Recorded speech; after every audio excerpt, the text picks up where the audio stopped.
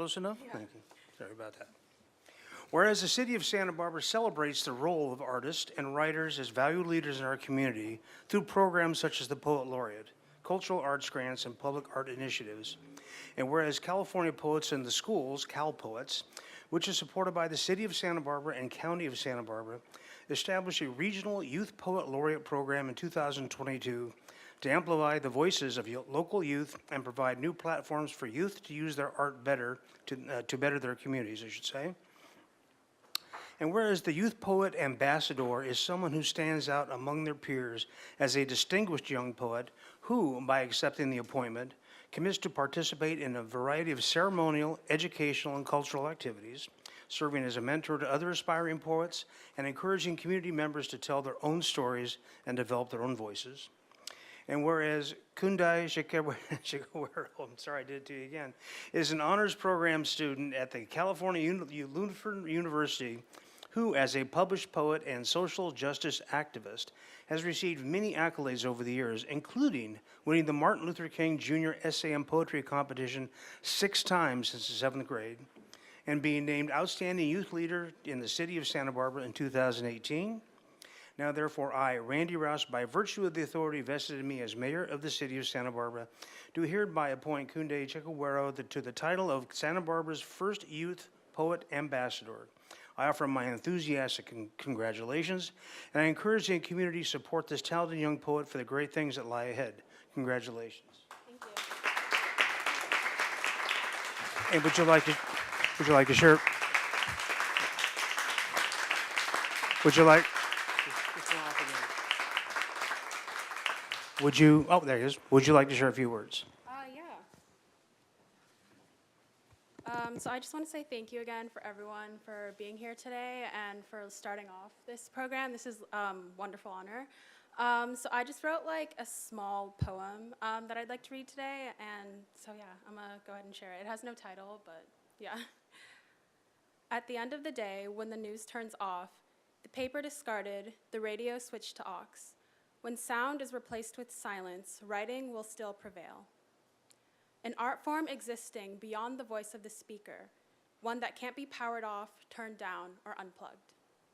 You have a role to act in the best interest, and when the breaking news is censored and the complicated conversation that we do not want to address is still occurring, thank the writing. The form of writing, so rhythmical, almost magical, the songs of literacy, preserved and distributed through paper. Because poetry is not just an art form, but a voice, both quiet and loud, explicit and vague. We must work as one, listen as one. No us versus them, or breadcrumbing, or performative action. There will come a day when people remember their voice, and at the end of that day, we will use that voice. Thank you.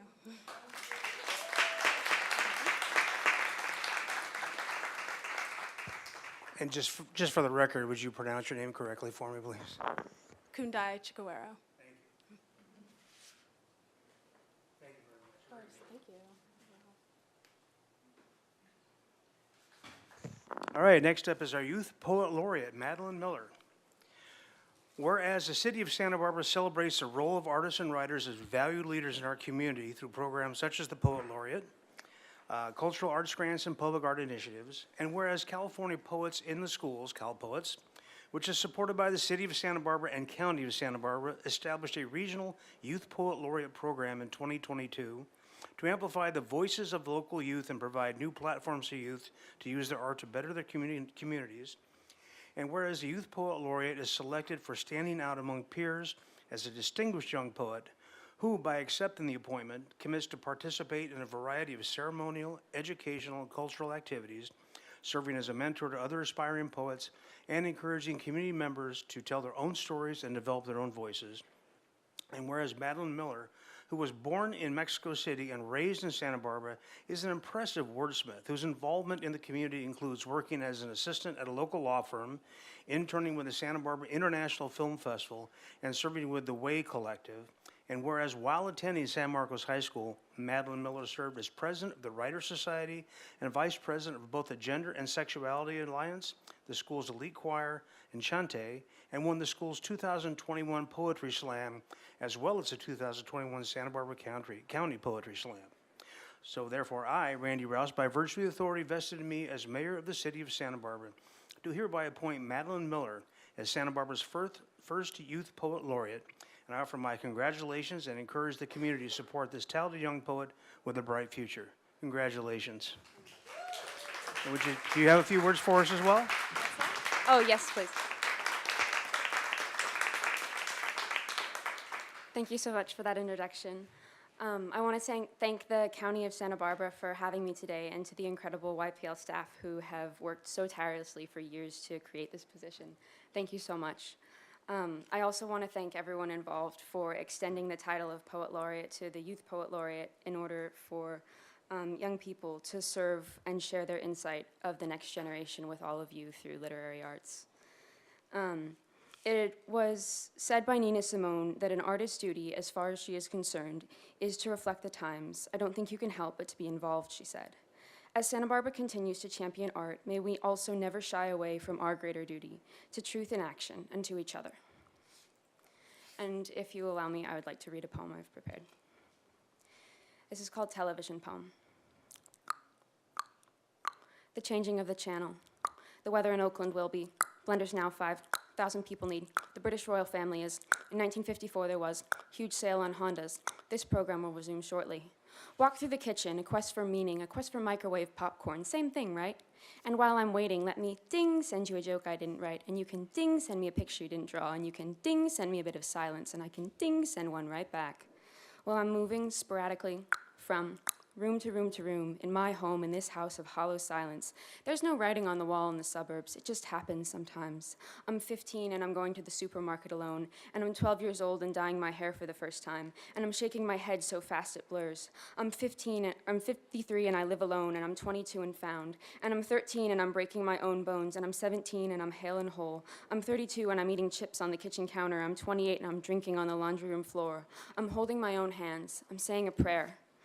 Driving through New Mexico, worshipers congregate in a strip mall, tourists linger in the church. No forgiveness for the failed follower of prophet, but there's never been a more celebrated saint or a higher price to pay for the non-believer. But there is no reformer to tear down tainted temples, topple tables. Brevity is the soul of wit, but Shakespeare never wrote a play less than 2 hours long, so tell it to 147 characters, William. Your tampered with attention span is turning a profit, or just call me crazy, I'll wear the tinfoil hat. I'm sorting the laundry, I'm eating burnt toast. I'm 42 and I think I'm in love. I'm taking a photo. I'm ignoring my phone. I'm trying not to talk to you. I'm 28 and certain I'm dead. I'm 19 and lost in a Macy's. I can feel time in every version of myself running through my fingers like the fabric of a garment you try on but can't afford to keep. I'm standing on a street corner across from a blinking light billboard where some beautiful girl makes bedroom eyes at all of LA. Did she bite back a laugh at the studio factory of camera-clad looky-loos casting her as sexy with a secret? Or did she join their ranks for an afternoon only to be angry in her apartment that she's getting unintimate with everyone who's advertised to?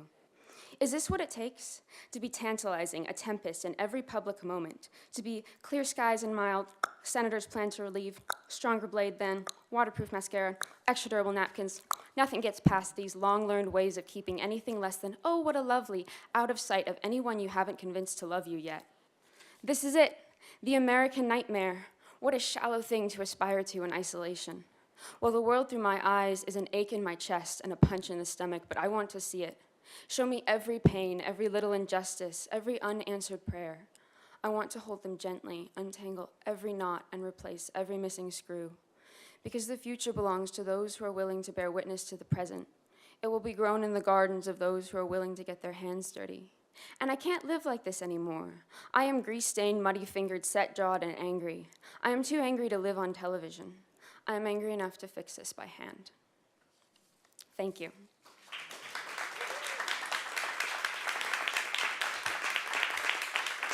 Thank you very much. And I'd actually like to invite Sojourner up if you have a few words to share for this.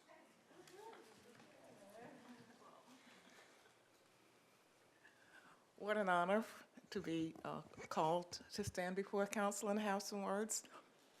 I would like to say on behalf of perhaps not only myself, but all the other poet laureates, there are 9 of us, and we welcome these 2 young women to our club. It's so fantastic that Santa Barbara has a poet laureate program, and the fact that it's expanded now to include the youth is something that we've all wanted for many years, and I applaud the committee for making such excellent choices, and I'm sure you can understand what they're going to bring to us by what they have presented today. And I just want to say that maybe, like being a tree city, we can one day be called a poetry city. Thank you. Thank you.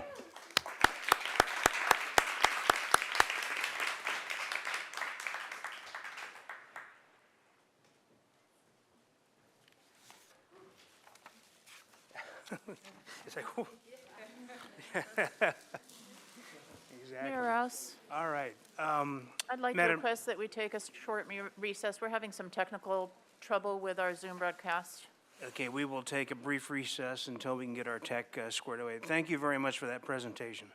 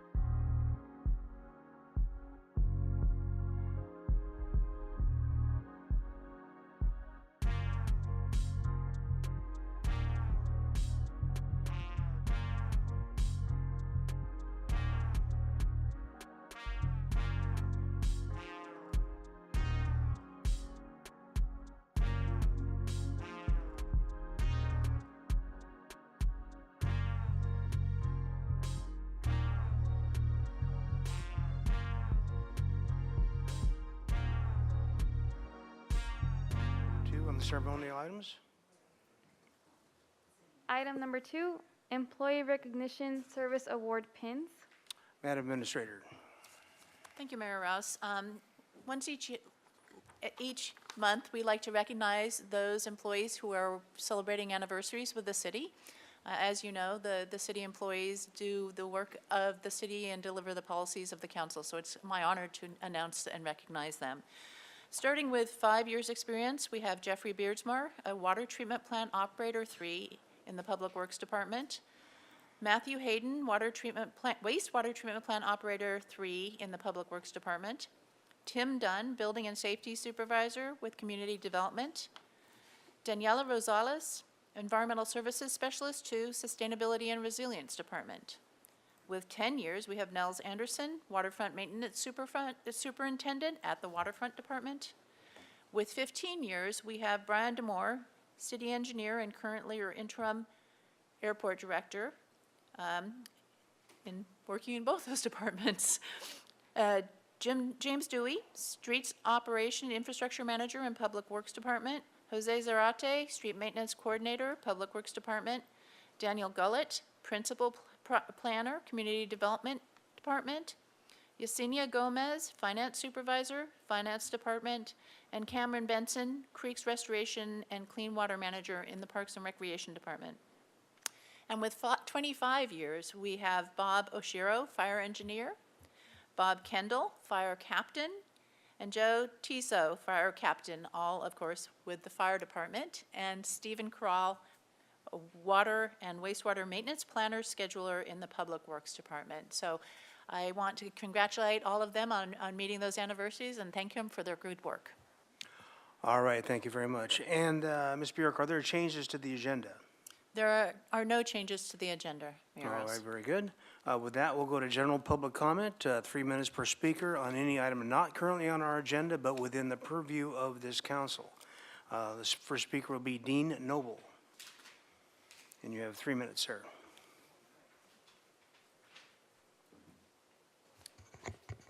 Thank you very much for this opportunity to address you all. Thank you, Councilmember Jordan, for encouraging me to be like Mike and come on down. Guys, we've got a big problem at Ealings Park. We have too many smiling children. We doubled the size of our summer camp, and children at Ealings Park, which you may remember is 230 acres, more than twice the size of Disneyland. And all 230 acres are available for kite flying, slip and slide. Little boy last week said, "Mr. Noble, what's capture the flag?" I said, "You are about to find out." Our summer camp has become so popular that we led organic search earlier this year before we had even posted or sent out the information about our summer camp, which means parents were actually looking for us. We serve about 500 kids, 10% of which come through scholarships that are administered through the Police Activities League and funded by Montecito Bank and Trust and the Ann Jackson Family Foundation.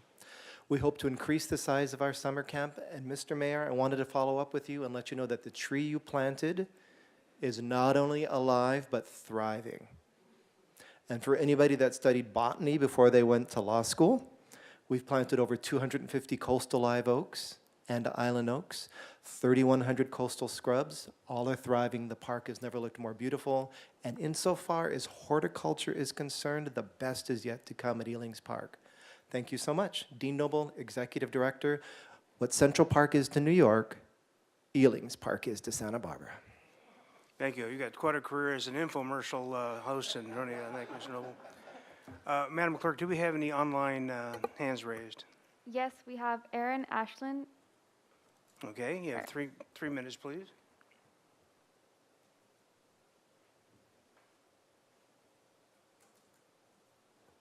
Aaron Ashland, you may unmute yourself and begin your comment.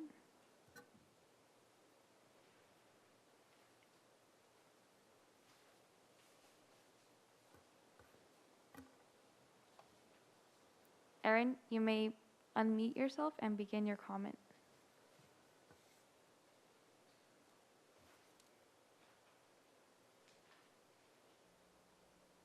Can you hear me? I'm unmuted.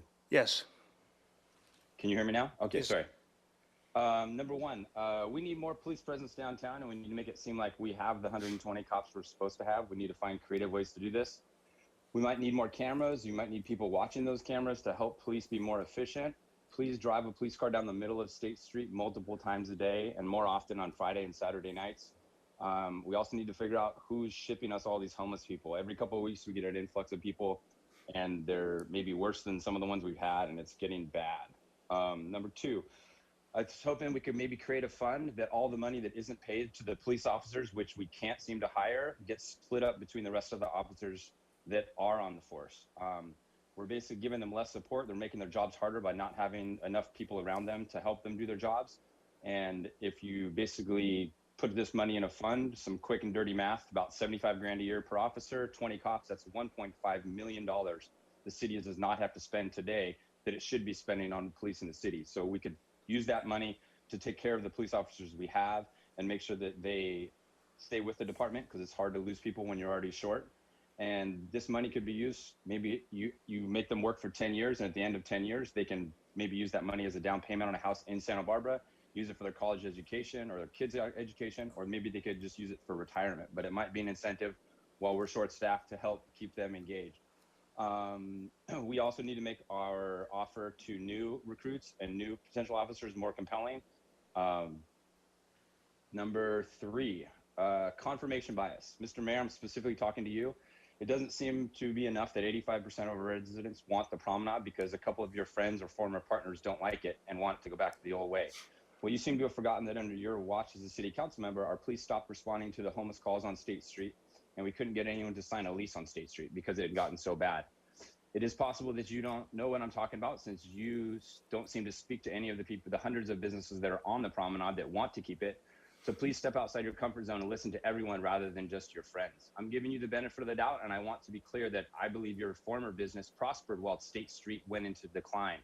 You might not understand the difficulties businesses on State have had over the last 8 to 10 years before COVID. You might have thought we were crazy, but I would encourage you to go ask Laura from Pascucci or Clay from Holdren what it was like before the promenade. Please don't sit back and blame others for not getting things done when the leader of our great city won't even listen to the 85% of his city. Show us your skills. Let's hire Nina Johnson back as the mayor's special assistant. Let's all get to work on activating the blocks between the 500 and 1200 blocks so we don't give them back to cars. We get to sit and stand and play in the middle of State Street instead of blowing carbon emissions all over the beautiful buildings you say you want people to see. Please call the city of Boulder and find out what their best practices might be for a promenade. You see, I don't forget that this city installed slippery tiles because they thought they looked good. You need and to then we wrap got up, sued please. By everyone. I'm sorry, what? You need to wrap up, please. Your time is up. Oh, sorry. All right, I'll call back about the rest. Thank you. Madam Clerk, are there any other speakers online? Yes, we have Mark Alvarado. Mark Alvarado, you may unmute yourself and begin your comment. Good afternoon. Can you hear me? Yes, we can. Good afternoon, Mayor and Council. No, I'm calling in regards to the shooting on San Pascual by the 16-year-old next to Bonet Park and the West Side Boys and Girls Club.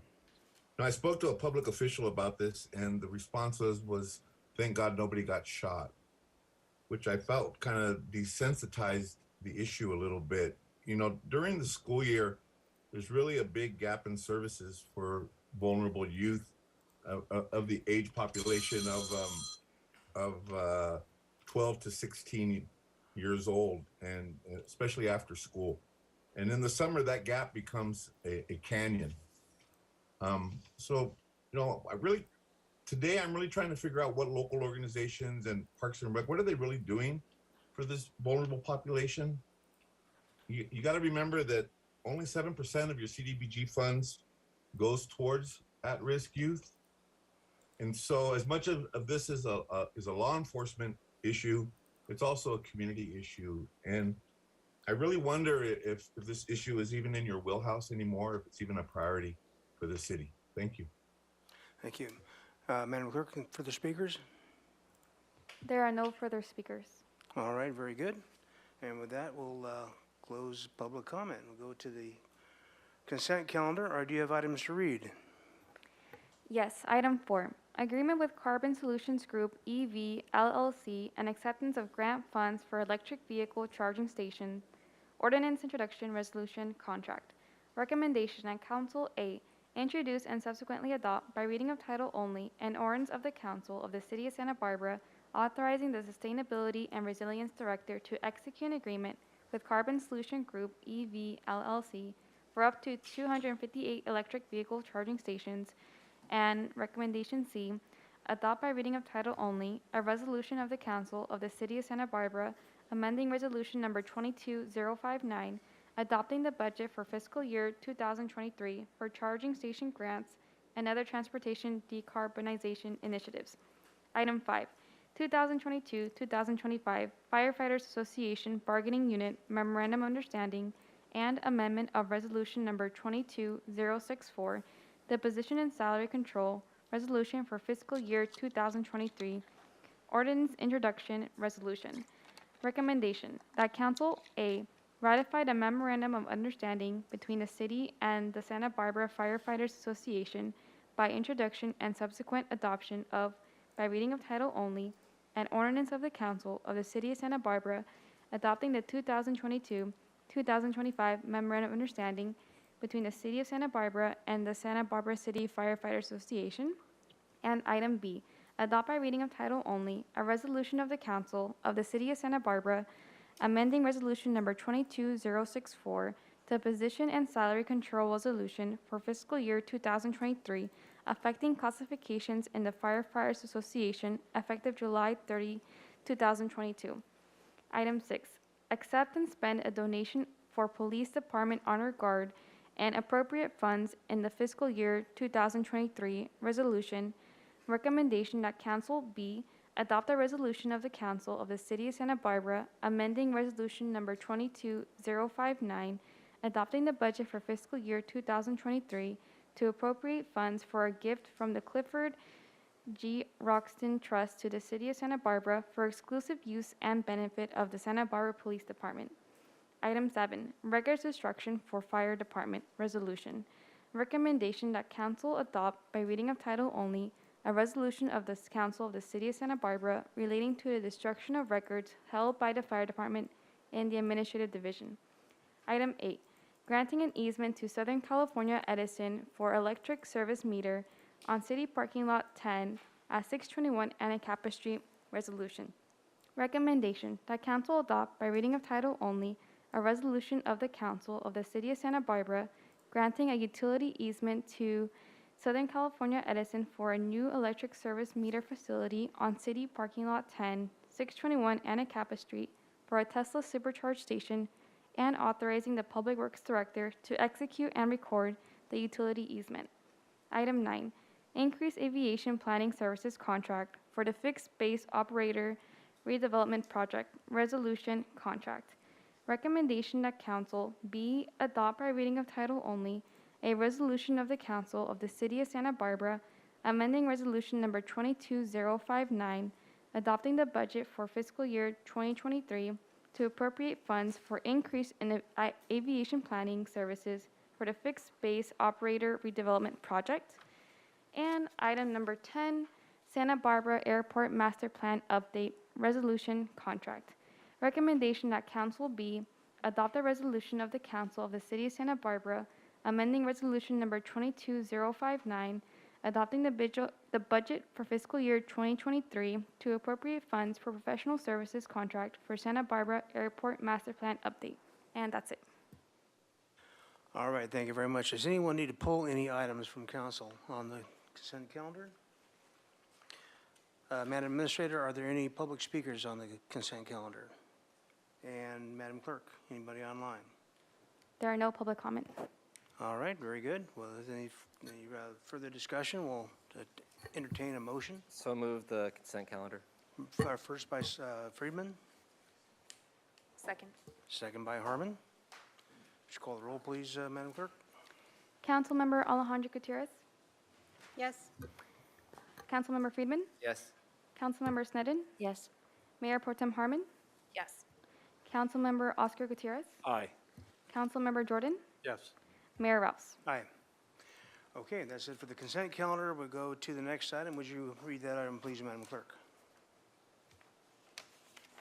Item 20, adoption of final mitigated negative declaration and award of contract for architecture and design services for the police station project, resolution contract. Recommendation that Council A adopt by reading of title only a resolution of the Council of the City of Santa Barbara adopting the final mitigated negative declaration for the police station project, making the required environmental review findings, designating the Coda commuter lot at 601 Santa Barbara Street as the final location for the police station project, and directing the filing of a notice of determination. All right, very good. And if staff would like to go ahead and start the presentation. Mr. Hess, are you, oh, microphone?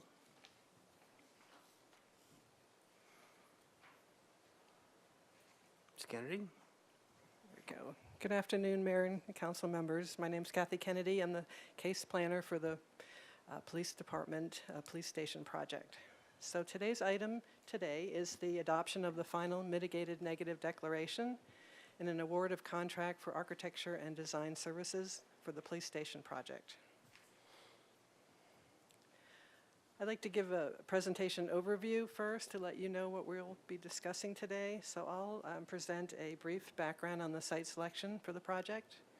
And then Brian Cornell will propose or present the proposed project design plans.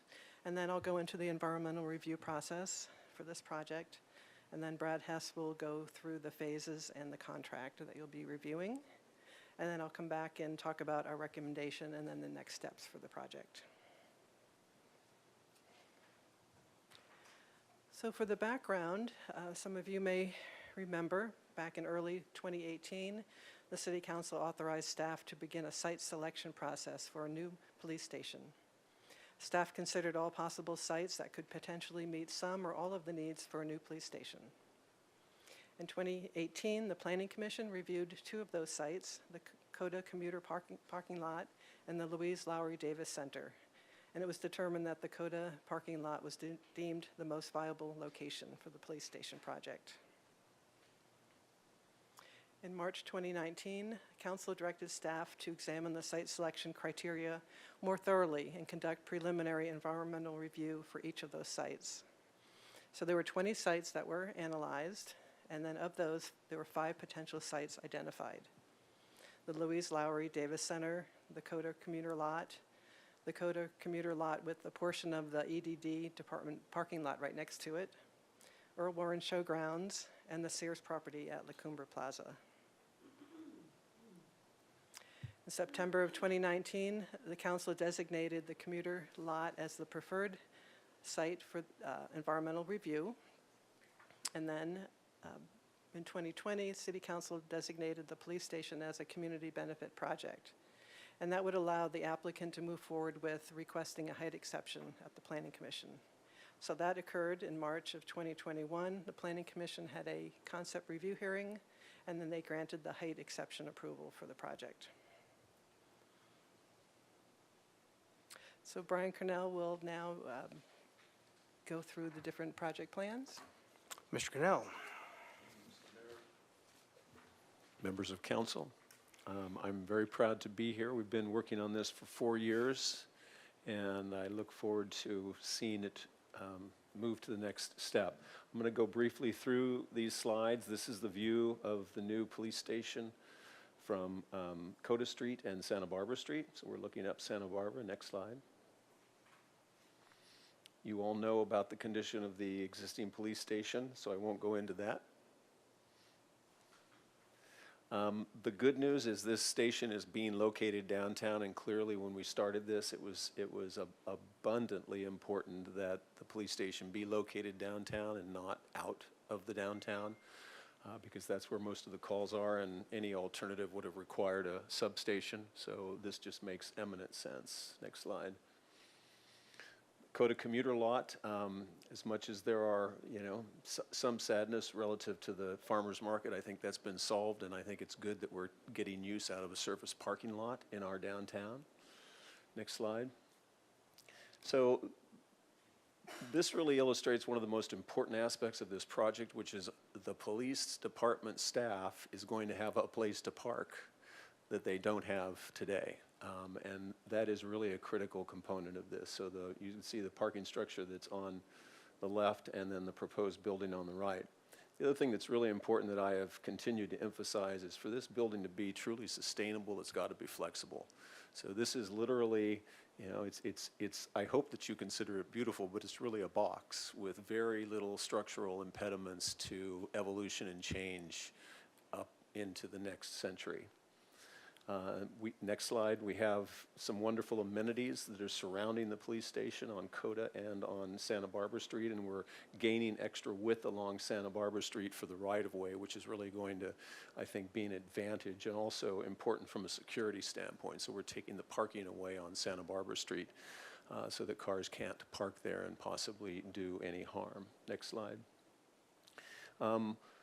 I won't go into detail on the plan, but one of the most important aspects of the program of this police station is to once again unify dispatch with the police staff and with the officers who are going out on patrol. So we actually, the bottom right-hand corner is where dispatch is, and then the area next to the parking lot is where all the briefing activities go on. There's a beautiful two-story lobby that's adjacent to the limited public parking that you see in the upper right. And then what is really important is there are two accesses in and out of the parking structure. In the event of any kind of a problem, it's important that the police department have a way out, that no single entrance would get blocked. Next slide. This is the basement. This occupies basically a lot of the functions that don't need light. This is where all of the lost and found articles, evidence, storage is. This is also where people would be booked, so it's out of the sight of the community, which I think is a good thing.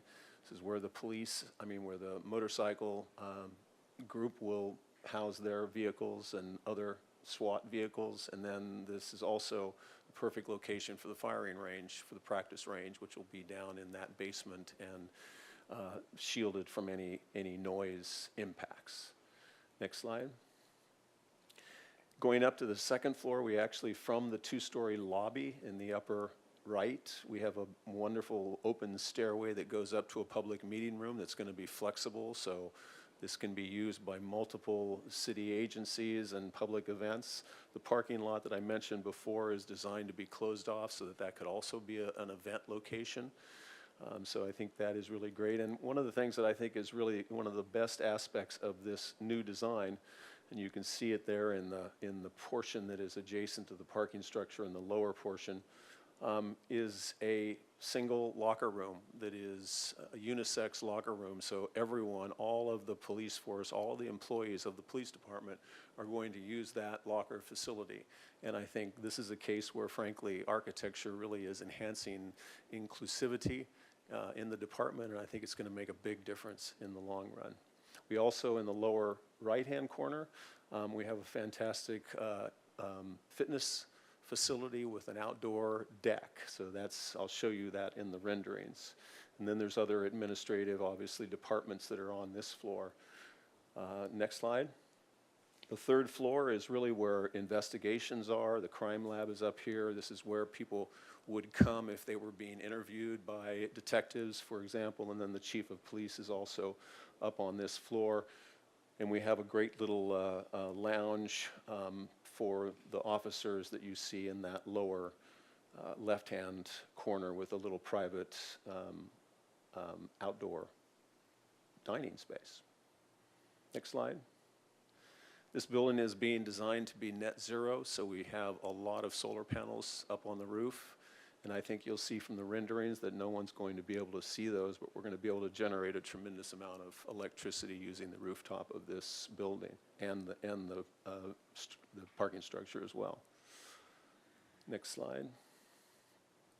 So this is a view across Santa Barbara Street, looking at the new entrance that is on the right. That's the elevator tower that is actually the tower element. Next slide. Another view of that two-story lobby, and then that parking lot, which will have bollards that can be to close it off so it can be used as event space. Much of, next slide, much of the office space is facing towards the mountains, which is pretty much north, so it's going to be really fantastic light in these working spaces. Next slide. That is the little outdoor fitness balcony that you can see on the corner. That helped us reduce the mass of the building at the corner and also create a great covered outdoor working space. And that's dispatch, basically, that's in those three windows that is down in the lower portion. Up above, you can see we've set the building back and kind of took some inspiration from the old Lincoln School, if any of you remember, but that was a very, very simple building that had these big open windows into the classrooms, and that's really what the intent of that upper level is. That's where investigations is located. Next slide. I think we just turned the corner. You can see what that balcony looks like. Next slide. Next. This is going down Coda. We've integrated the parking structure into the building, so it really doesn't look like a parking structure. That's kind of starting there next to that little chimney element. And then this, of course, is the main entrance that will be used for access to the parking structure for the police force. And I think that's it. Thank you. Thank you.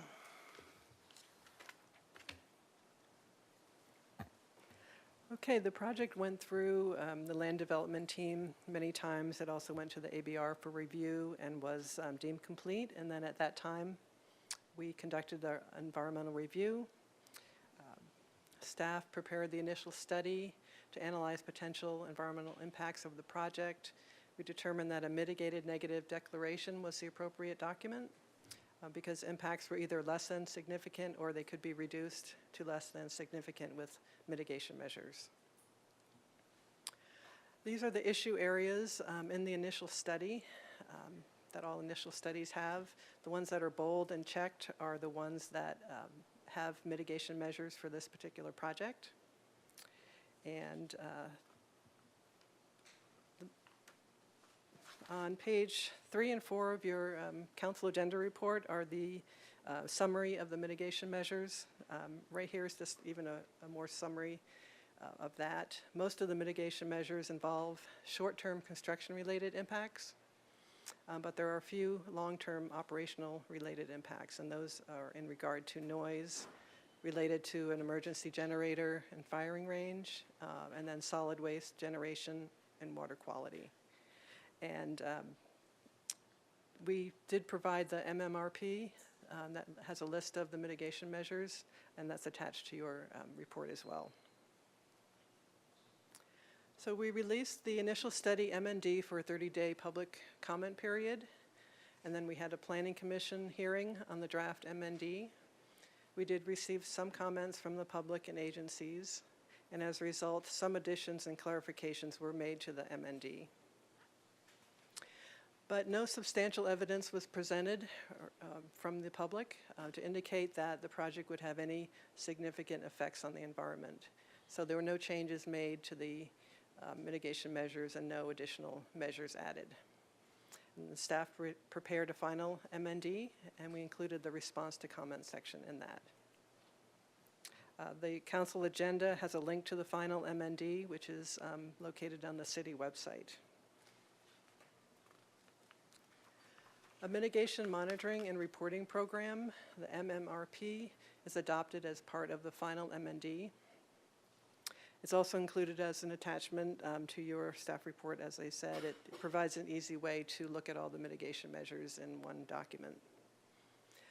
A project environmental coordinator will be designated to have authority over the construction personnel and all consultants to ensure compliance with the MMRP and any other conditions of approval for the project. City Council adoption of the final MND is required in order to make the final site selection and to take action on the professional services contract with Cornell. In your review, or if you have reviewed the resolution that was attached to the council agenda report, it also includes the findings that are required for the adoption of the MND. And I'll go over those briefly. There are 6 findings to be made.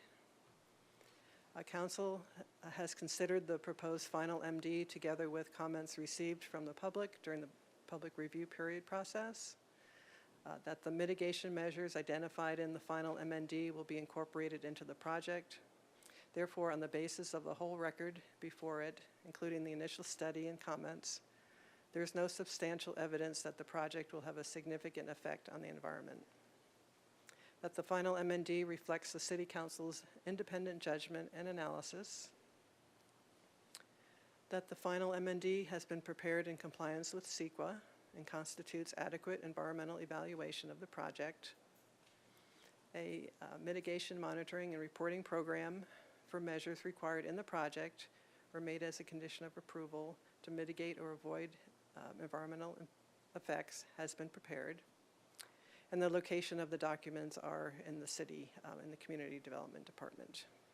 So those are the findings to be made for this adoption. And I'll turn it over to Brad for the discussion of the contract in phases. Mr. Hess. Good afternoon, Mr. Mayor and Council. This is truly an exciting time after 4 years. Very excited to be here. As you know, Cornell Collective has been the architect of record for this project for the last 4 years, as was noted earlier. And they've done an outstanding job. And this is just an exciting time to move into this next phase. Next slide, please. Oh, no, next slide. Sorry, back up. The phases that have been completed, we call them phase 1, 2, and 3. But the first phase was programming and data synthesis, which basically a collection of data, interviews. We did some surveying work, and our technical architect, MWL, spent a lot of time with the police department basically collecting information to create a site criteria checklist for us to go out and find the best site in Santa Barbara. Told us how big it needed to be, square footage, parking spaces, those kinds of things. So that moved us into phase 2, which was the site analysis and site selection. And this was a very thorough and time-consuming stage. Out of that, and Kathy articulated most of that, but the Coda Commuter parking lot came out as clearly the best site for the police station, which moved us into phase 3, which is the concept design. So as it came down to those two options, which was the Louise Lowry Davis Center and the Coda lot, Cornell did several concept designs for those properties. You may recall those. Moved us into schematic design as the Coda lot became the preferred site. And subsequent to that was the DART application, which was our schematic designs at 30%, which you've seen today. Next slide. So the next phase is divided into 4 sub-phases: design development drawings, construction drawings, bidding and negotiation, and architectural design services during construction.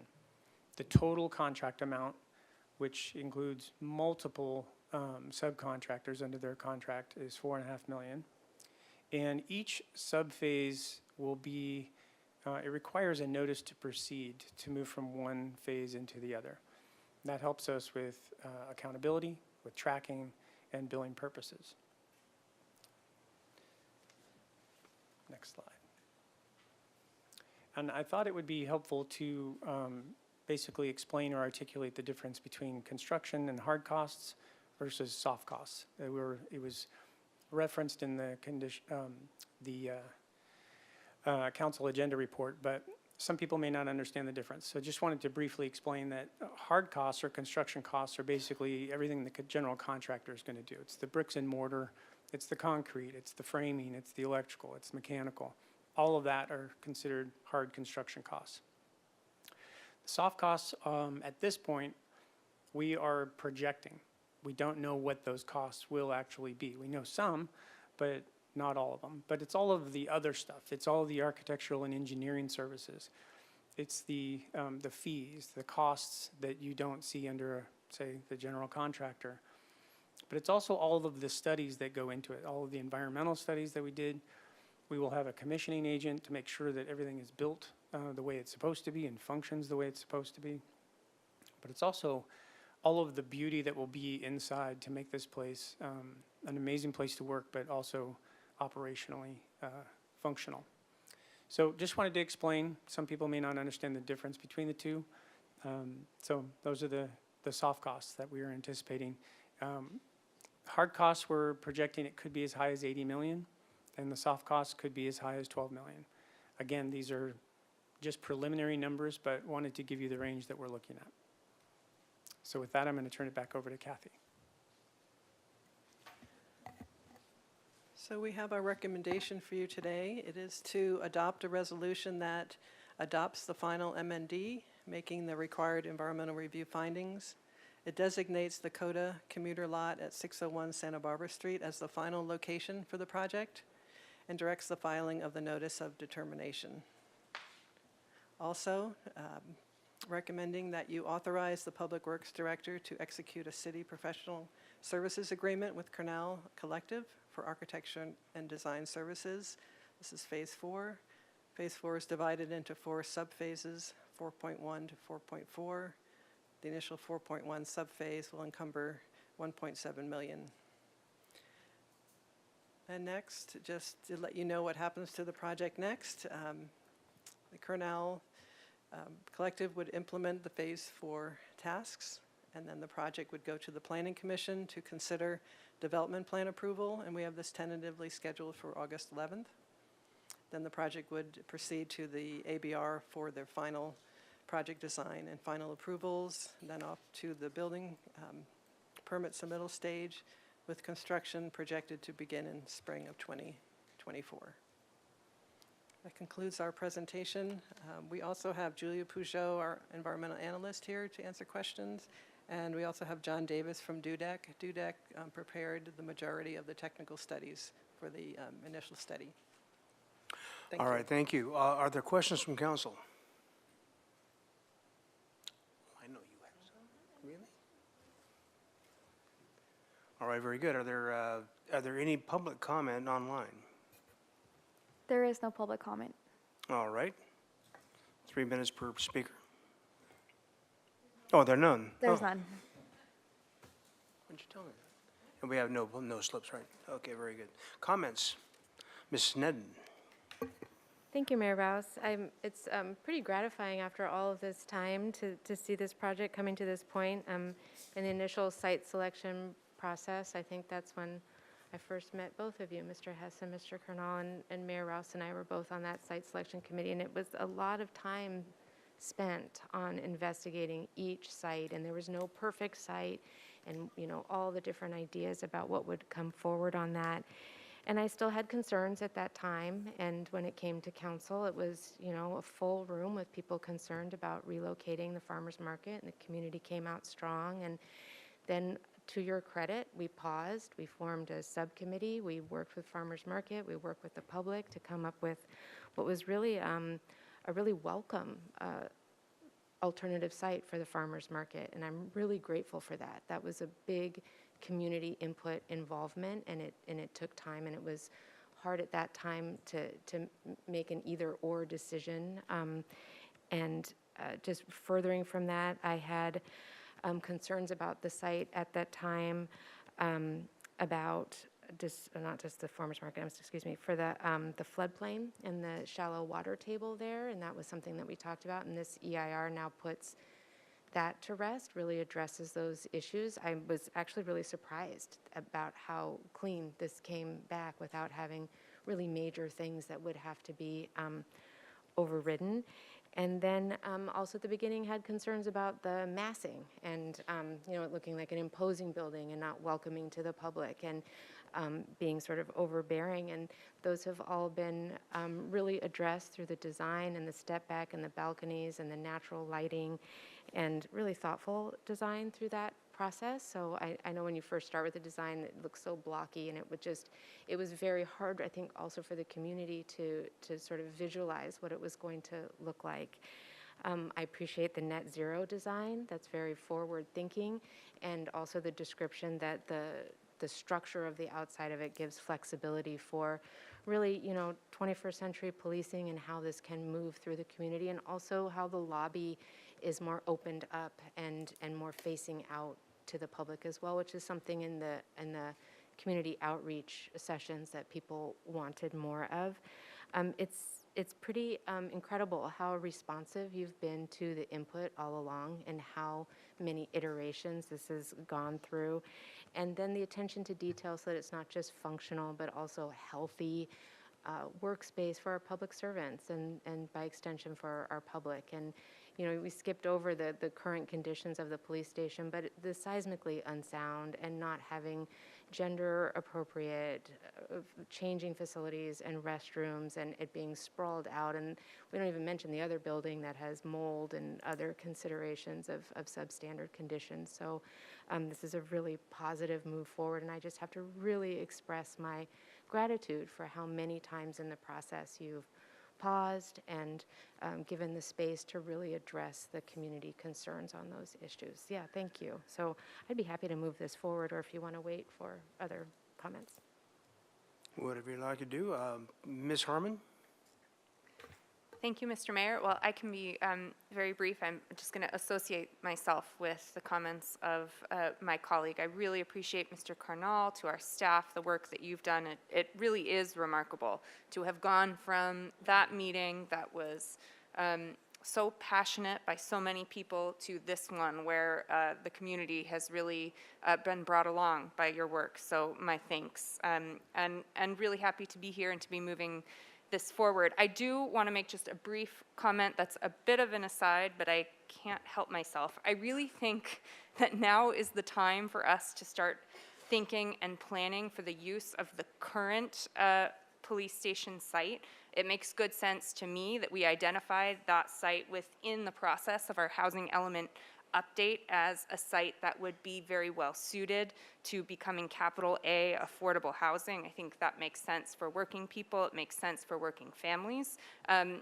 I think as we take an effort to really look holistically at the issues that are facing our city as we move forward with this necessary new police station, I also think that it makes good sense for us to couple this conversation with what the old site should be and how we can best use it to serve our community. So it's my 2 cents on that piece, and hopefully we can continue to include what that will become as part of this conversation as well.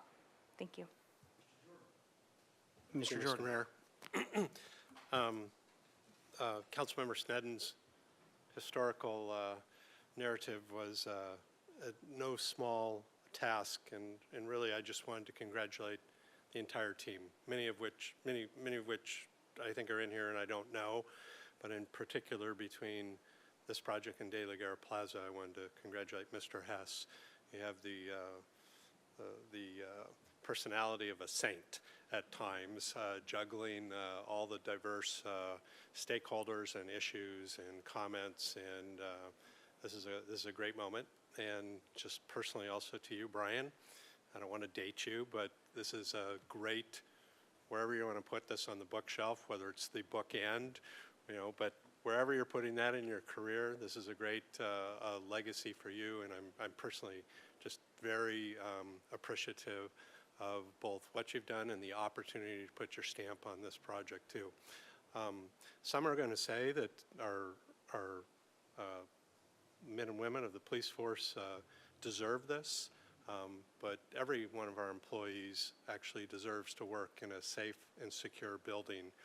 And while this one may be the largest and the most expensive we'll see in many of our lifetimes, it is truly essential that our first responders, whether they're fire or police or our critical infrastructure such as water or something else like that, are modern, up to date, and able to live through whatever's coming that we know about or not coming about. So before we talk about the scope and the magnitude of such a large project, it is essential to, as Brian said, into the next century to have this building ready to begin to serve the community. So thank you again to the whole team. Thank you, Mr. Friedman. Thank you, Mr. Mayor. I echo all the comments that have been made here. I just wanted to also thank Mr. Hess and the full team. It's been a long 4 years, and what a remarkable turn from, as Councilmember Snedden mentioned, we had a room full of people at the first meeting. Today, everyone, no public comment.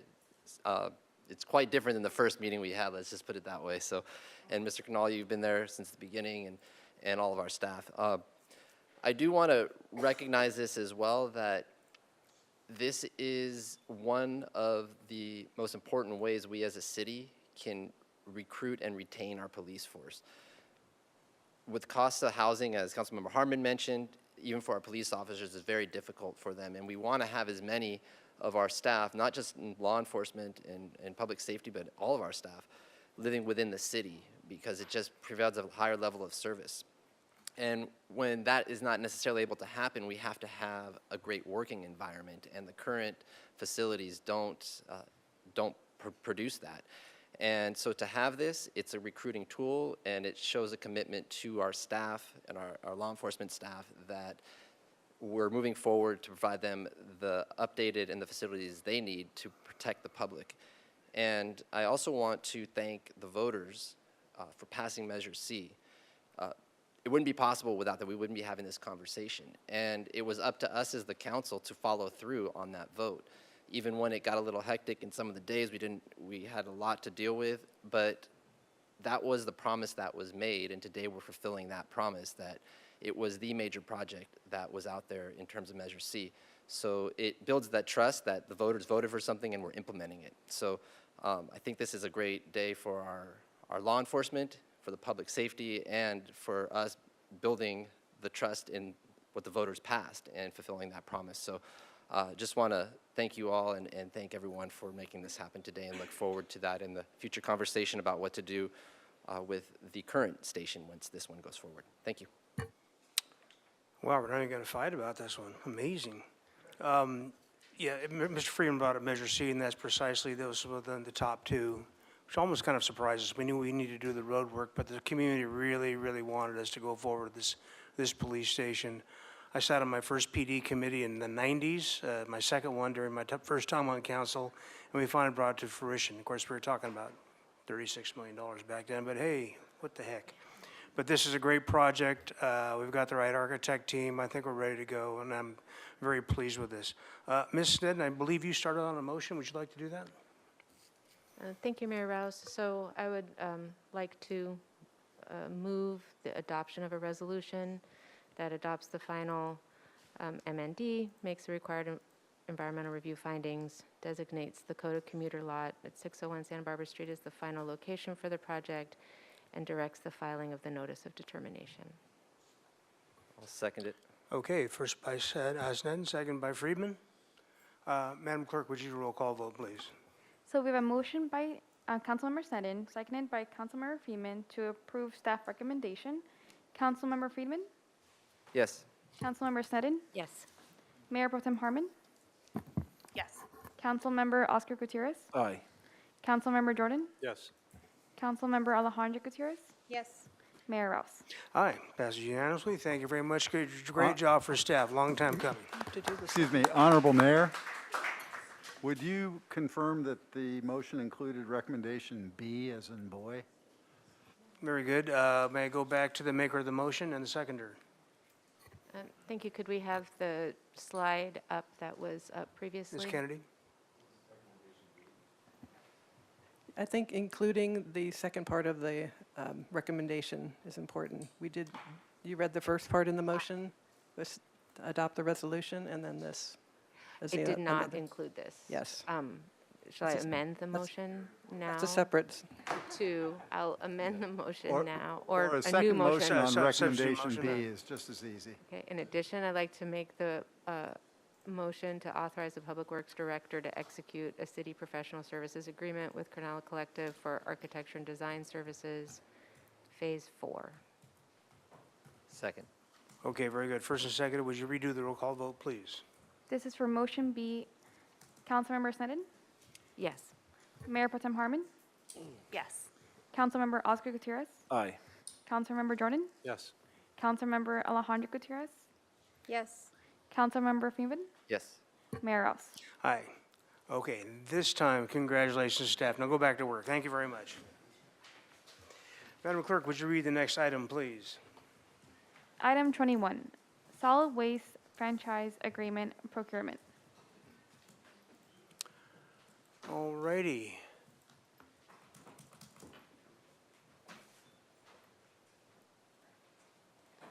Give you guys a moment here. And Ms. Parento, are you doing the presentation? Myself and Mr. Murback here will be Okay, very good. tag teaming the presentation.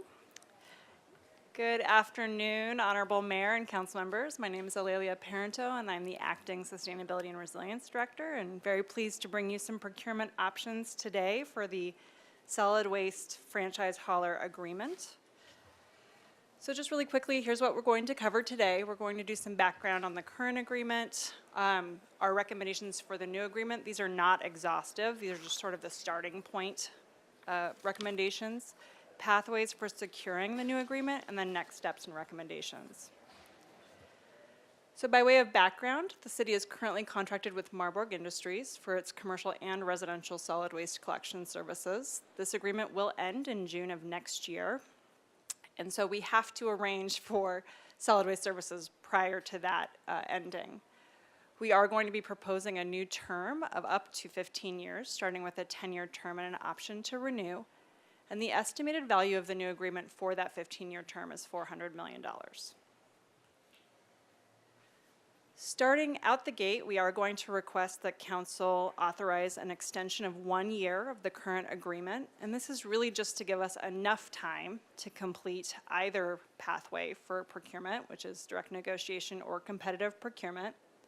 This is important because should we pursue the direct negotiation pathway, we would want time to pivot if we aren't able to meet an agreeable deal and do a competitive procurement.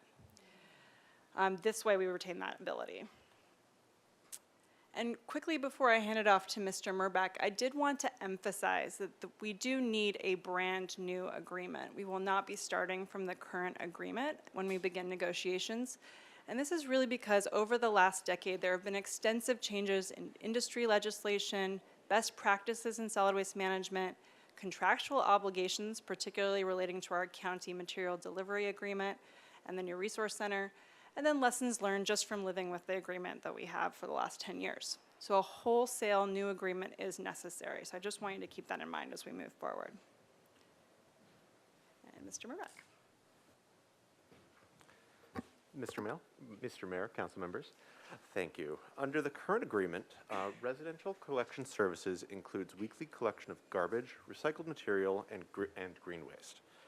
It also offers food scrap collection in dumpsters for large residential customers. It includes household battery and cell phone collection, as well as up to 2 on-call bulky item collections per account at no cost annually. For the commercial collection services, that includes weekly collection of garbage, recyclable material, green waste, and food waste, as well as source-separated food scraps in carts and dumpsters. Additional services include collection from city facilities at no cost. Marburg accepts up to 2,000 tons annually of city spoils. It also provides Marburg also provides clean food waste carts or bins for up to 70 city-sponsored zero waste events annually, as well as illegal dumping collection for up to 2,000 city requests annually at no additional cost. Marburg also operates the city's antifreeze, batteries, oil, and paint recycling center, also called the ABOP, between the hours of 8 a.m. and 4 p.m., 6 days a week. And Marburg also provides up to $10,000 per year worth of equipment and disposal services for neighborhood cleanups. Regarding the billing, the city conducts billing for all services except scheduled compactor and roll-off services, which are handled through Marburg. We also collect city fees through the rates, which are paid monthly. There's a 2% franchise fee, a 10.49% program support fee, a 5% city billing charge, and those 3 are all on hauler revenues. In the contract, the Clean SB program Marburg contributes $95,000 per year, as well as $170,000 per year to public education programs. Annually, we adjust service rates by CPI, and the current reporting is limited, but it includes tonnages, complaints, bulky and abandoned waste pickups, and some financial reporting. But as mentioned, it is limited in terms of the scope called out in the contract. Next slide, please. So the gaps in the current contract that we are looking to address include for SB 1383 compliance, we are required to have standardized container colors, as well as conduct regular contamination checks. We are looking to improve financial transparency by receiving audited financials of city-only solid waste operations, as well as regular specified financial reporting and review. The county material delivery agreement for the resource center requires franchise elements such as consistent monthly payments for disposal with an annual true-up based on our weight deliveries, and that will be simplified by switching the payment methodology to be charged directly to the city rather than go through Marburg as under the current contract. It also needs, the material delivery agreement also requires that we call out in the contract that there's mandatory delivery of franchise material to the county. We are also looking to specify some performance measures for customer complaints, contamination checks, evaluation of contract term fulfillment, as well as potential corrective mechanisms. beyond that, we are looking for more explicit data reporting requirements called out in the contract. We are also looking to consider the automation and electrification of the fleet into the future, of the trucks that service our city. And we are, for the hauler payment methodology, requires a revision that includes mechanisms for incorporating new and enhanced program revenues without affecting the hauler's compensation. Next slide. So the foundational recommendations for the new agreement include performance metrics and performance and financial reviews, so that we can ensure that there are appropriate levels of performance and accountability. Our rate adjustment methodology requires updates to streamline the rate adjustment process, and the hauler compensation methodology requires us to address some of the somewhat circuitous payments that we have, wherein we are paying the hauler and then the hauler is paying us for things like that community outreach and education. We can simplify that. Next slide, please. So the foundational recommendations for the new agreement include contractor reporting and data tracking, specifically to be in compliance with SB 1383, as well as contamination enforcement and monitoring, again, as a requirement of 1383, and then to update the containers and labeling. Next slide. We explored two pathways to secure a new agreement. We discussed a competitive procurement going directly to Marburg to begin the, competitive procurement going through an RFP process, request for proposal, in order to get a variety of potential contractors for a new agreement. This is a longer, more involved process, but gives a more transparent sort of market testing, whereas a direct negotiation process is quicker, and it gives us some opportunities to work with a hauler that we already have a relationship with. Next slide, please. And so you can see here the comparison of the timelines is that what it boils down to is that if we were to go through competitive procurement, it would take about 24 months, or up to 24 months, whereas direct negotiations would require more along the lines of a 12-month timeline. Next slide, please. As seen here, there are pros and cons to either approach. We've worked with our consultant to understand the implications of both and to mitigate the cons in either case. All that being said, I will hand it back to Ms. Parenteau. So we did take this discussion to the Sustainability Committee in June of this year, and after a fairly robust discussion of all of those pros and cons and ways we could mitigate some of the risks, the committee did vote 2-1 to opt for to direct council to opt for the direct negotiation pathway, imposing an 8-month guardrail. And what that would mean is if we cannot come to an agreement with Marburg on the next franchise contract, we would pivot and do a competitive procurement at that point. So these are the recommendations we have for you today. There are 3. One is to negotiate with Marburg a 1-year extension of the current solid waste hauler franchise agreement, and then to direct us to negotiate with Marburg for the new solid waste franchise hauler agreement with that 8-month guardrail in place. And then if you recall, when we came to you a few months back with the R3 consultants contract, we did limit the scope of work to task 7, which was up to the RFP package development. At this point, depending on which pathway you direct us to move forward with today, we'd like to rescind that limitation and move forward with the next steps. And before we deliberate, these are the next steps, which will be to go ahead and process that agreement extension for 1 year, draft a starting point agreement to start negotiations with Marburg if that is the direction we move forward with, negotiate with Marburg, since that is the recommendation today, return to the Sustainability Committee with the draft deal points that we have in place, and then ultimately to full council. And with that, I'll turn it over to you. All right, very good. Thank you. Do we have questions from council? Mr. Jordan. Thank you, Mr. Mayor. Just one really, or two, I guess. So I'm not really following how the drafting of a new agreement and the shot clock and the 8 months all fall together. So the agreement is not ready yet. Honorable Mayor, Councilmember Jordan, that is correct. We will start with R3 to draft a starting point agreement where the city would like to begin, and then we will meet with Marburg to discuss that draft and surely negotiate some of the points. And then that is when the shot clock starts. Once you have the draft completed, you put it in front of That Marburg. first meeting with Marburg. Okay. Correct. And then on your potential timelines, I'm not going to tell you how to do your job, but when you say 6 to 8 months or an 8-month trigger with Marburg, and then to pivot to an RFP that takes 12 months, why would you not extend the current contract for 2 years right now rather than 1 year? With a kicker at the end or something, some legal term that somebody else will come up with, that if you end up with Marburg, that would expire and the new one would start. Follow? I do. Thank you, Honorable Mayor, Councilmember Jordan. We are really hopeful that we can come to an agreement with Marburg Industries within the time frame allotted. And it is not really too much trouble to come back and extend an additional year if we are not able to do so.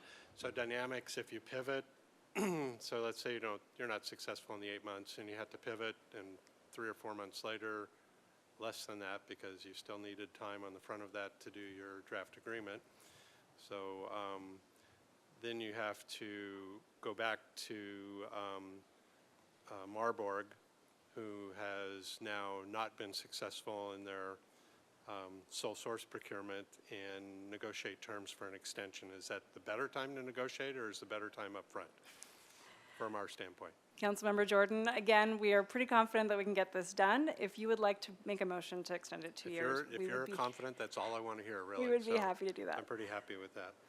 And then, when is the time to actually talk about some of the questions in SB 1383 and how they're going to figure into the draft agreement?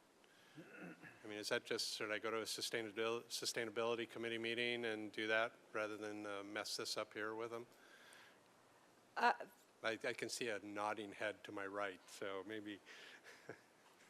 Well, so Councilmember Jordan, we did already review the new requirements with Sustainability Committee. We will come back to the Sustainability Committee with the new agreement draft. And Okay. so that would be a good time Okay. to weigh in there. I'll save them.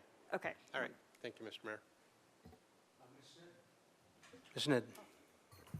Thank you. So just 2 questions. One is, how confident could we be, you be, that we'll know if we're getting a good deal, like with testing the market? And you addressed this a little bit in sustainability, but this is really for the public's awareness as well, to understand that if we already are starting point with sort of sole source to start with, how will we know what the market would bear for that? Honorable Mayor, Councilmember Sneddon, we did discuss this with R3. This was one of our concerns of, if we're not going out to a competitive procurement, how do we test that marketplace? And one of the solutions that we came up with was to do an inventory of similar service areas to see what types of rates that they are paying, and really provide a sanity check against where we end up. And so we do anticipate doing that. Okay, thank you. So that will be part of it, that we'll have comparable markets to look at as well. That is correct. Okay. And then what are some of the types of things that would be innovative or new in the new contract that's coming in terms of environmental considerations? Or maybe you don't want to discuss them yet because it'll be under negotiation, but if you could just give some idea of the types of things. I'll share a few things, then Mr. Mirabak might have a few things to add, but we did do a community-wide survey to request the community weigh in on some potential service additions, and so we will be reviewing that data and incorporating that into our negotiations. But there are a number of ways that we can improve service and actually address some of our other community issues, such as litter and blight, by expanding on-demand services. So for example, the community members currently get 2 large item pickups per year. Perhaps we could expand that service or expand what is able to be picked up through that service. You know, in the ideal world, perhaps hazardous materials could be picked up at the curbside. That comes with a series of permitting questions, and so that is not to say that will end up in the final agreement, but these are the types of things that we're looking at in terms of service delivery, and then reducing the tendency to then just dump it on the curbside if you don't know where to take it or it's not convenient. Thank you. And then anything about fueling of vehicles? Oh, I'm sorry, you had other additional.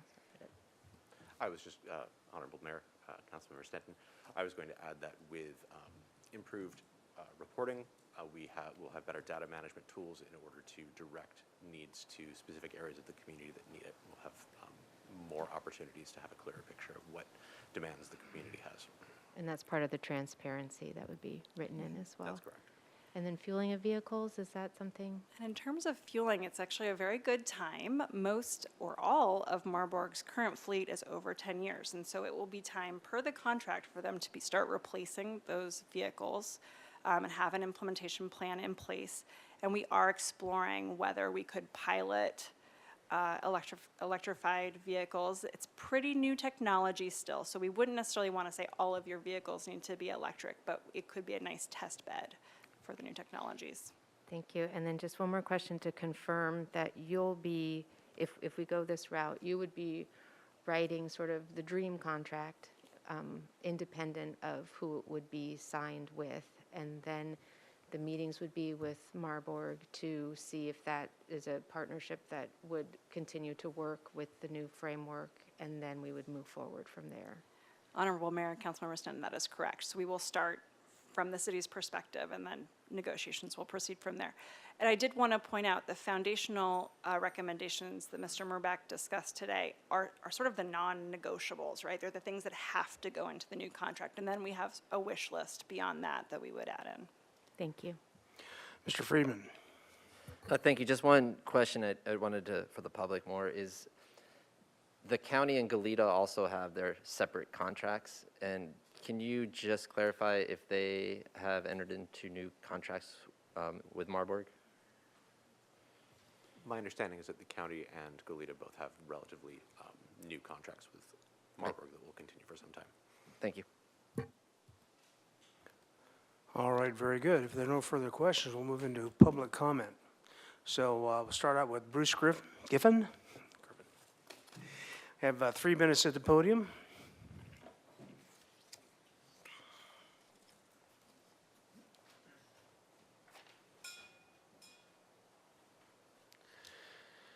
Mr. Giffen. Honorable Mayor and council members, and thanks for getting the name right. Appreciate it. It's Giffen. If I had $1 for every time someone put an R in it, I'd have a lot of money. I'm in favor of the direct negotiations with Marburg. Marburg gets it. Marburg gets Santa Barbara. We are a unique community. It's a special place. It's a difficult place to do business in. The regulations are ever increasing, and they certainly understand that. And I'm going to speak to, as a residential customer, as a commercial customer, since I was a builder general contractor, and then lastly, as a member of the nonprofit community up at Elings Park, raising funds for the improvement up there for the infrastructures. So Marburg has always provided outstanding customer service. There's no question about that. And somehow they've developed this culture of pride and service and value and responsiveness. That's their secret sauce. And as a fellow business owner, I always admired their ability to have people who were responsive, who answered the phone, who navigated these big trucks into these tight driveways up on the Riviera so that as contractors we could get our waste and recycled material out of it. I think there's a 3-generation legacy. I think the family culture is huge. You see the pride in their guys and their drivers. And I've always found them to be innovative and responsive. Look at what's happened. I started here in construction in Santa Barbara in 1980. And I look at how far we've come with recycling and reuse of materials. And I see that continuing on. And I've watched the family grow up. And I see this as very difficult to have a 3-generation family business. Very few make it that far. The fact that Marburg does in this environment is even more extraordinary.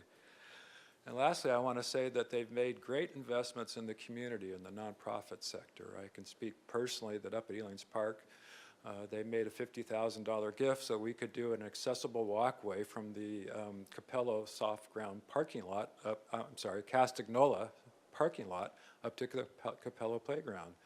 And that's just one of many investments that they've made in our town. And I don't think we'd find that with an outside source. It's just not going to be the same. I know there'll be some tough negotiations and some give and take going back and forth. But I have found the Borgatello family to be honest and serving of the community, and they certainly get Santa Barbara, and I'm in favor of it. So thank you. Thank you. Derek Carlson.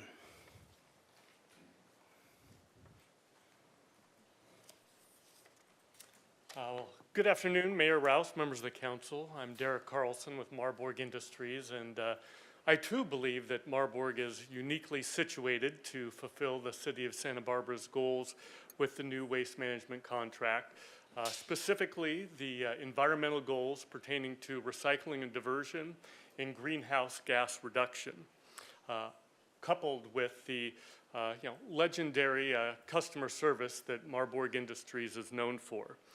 Marburg and the Borgatello family have been in this community, serving the community for over 80 years, and the company has made investments in the community throughout that time to enhance the diversion and the greenhouse gas reduction goals of this community. Now, Marburg invested in a CNG, which is a compressed natural gas filling station, in order to procure all natural gas, clean burning natural gas trucks that service the entire community. And these clean running natural gas vehicles are now delivering all of the city's waste up to the new resource center, which is up at the Tehigas landfill, where Marburg is now a processor at the MRF facility and sorting through the city's trash. And I can report that over this last quarter, we sorted out 30% of recyclable material from the trash that was previously being landfilled and delivered to the Tehigas landfill. And this is Marburg is uniquely situated to be able to maximize this diversion through our hauling and processing operations, and also to reduce greenhouse gases by reducing the transportation that's necessary to do all these things by doing it in a coordinated manner. And Marburg Industries also has another great diversion facility, our C&D facility, which is construction and demolition, that we use to recycle a lot of construction material, a lot of remodel material, a lot of people cleaning out their homes and garages, and landscapers are coming to us. The diversion that we're getting out of our C&D facility is 5 times what is being diverted through the commingled recycling program. And this is just an add-on program that builds to the base layer of diversion that leads to the very high diversion levels that the city of Santa Barbara enjoys. And I would say over the 80 years of service, we've had the pleasure to develop a lot of great relationships, a lot of business relationships, community organizations, customer relationships, and all of these relationships are going to be invaluable in achieving the next goals that are going to be presented in a new contract. As we know, collaboration is the key to achieving big goals, and we think we're perfectly situated to assist the city in reaching all of those goals. So I thank you for your support this afternoon. Thank you. Mark Ingalls.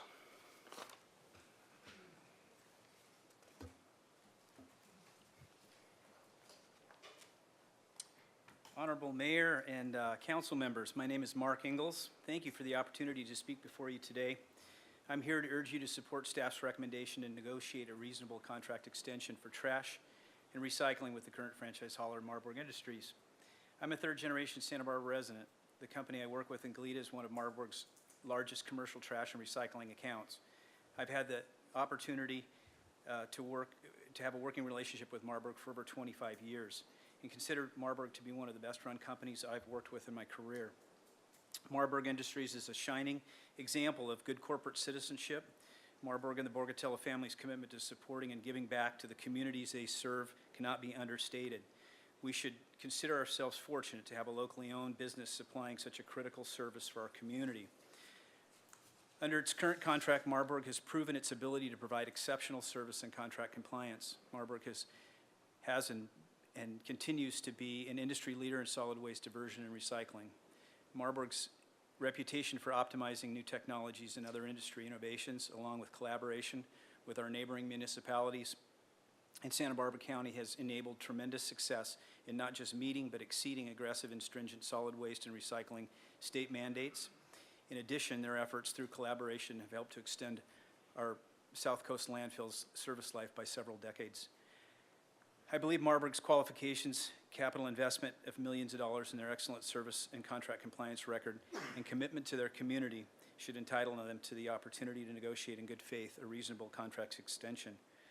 If there was a current and compelling reason why to solicit an RFP for franchise agreement due to poor performance, non-compliance of contract, I would be the first to support the idea of soliciting proposals. Given we have a service provider that's not only meeting but exceeding contract compliance and service levels, has a multi-generational proven record of supporting and giving back hugely to our community, I would question the motivation to not want to first try to negotiate in good faith a reasonable contract extension that serves the best interests of both parties and our community before taking the contract out on the street for competitive bid process. Thank you for your time. Thank you. Dean Noble.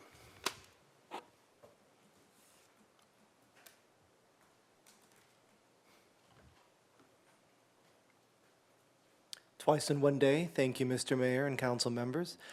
Ealings Park relies on Marburg a lot. We rely them on porta potties for our summer camp, for our BMX program, for our radio-controlled car track, for many of our weddings. We rely on them for pumping services for our RV hosts, and we also rely on them for our large bins. One of the most remarkable things that I've learned in 30 years in venue management is that excellent customer service is the best barometer of strong leadership. And when I know when I pick up the phone and call somebody at Marburg, I will get a bright, upbeat person who can make things happen. We have a terrific relationship with Marburg. They are supportive of youth athletics, especially youth football, and have been supportive of the park. Dean Noble, Ealings Park, thank you for letting me talk trash. Thank you. Madam Clerk, do we have the online speakers? Yes, we have one speaker, Sharon Brine. You may unmute yourself, Sharon, and begin your comment.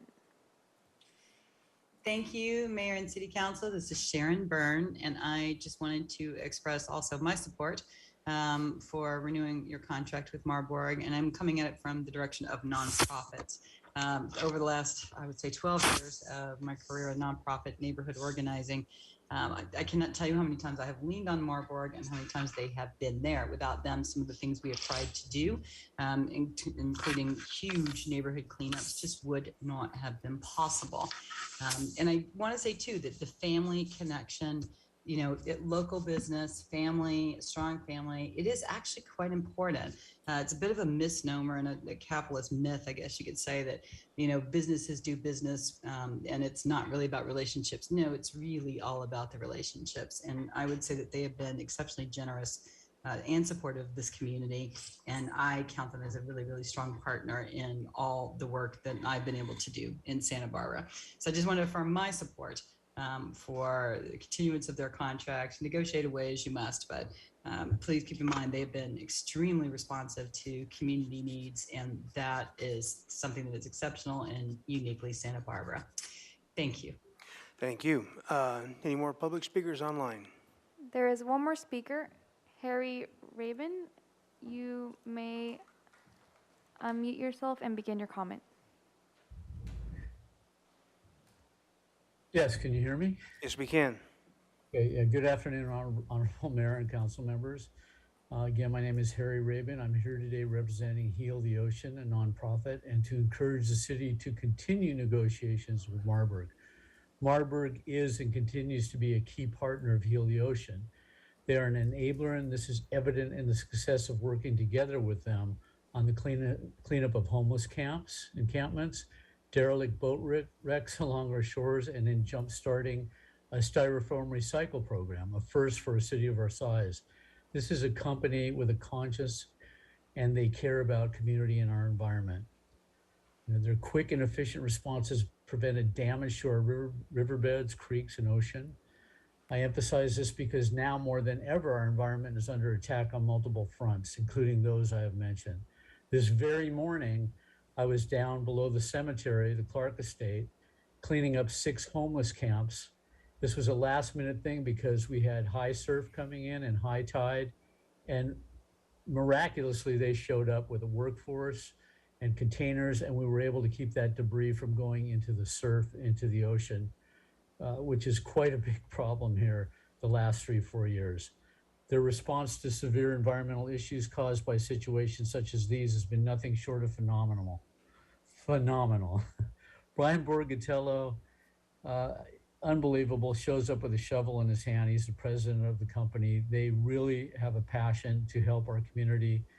And again, at this point, I would urge you all, yes, to continue to negotiate with Marburg.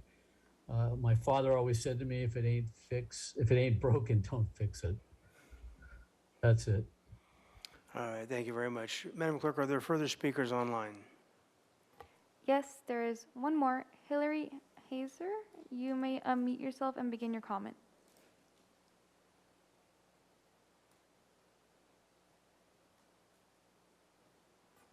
Hillary, you may unmute yourself and begin your comment.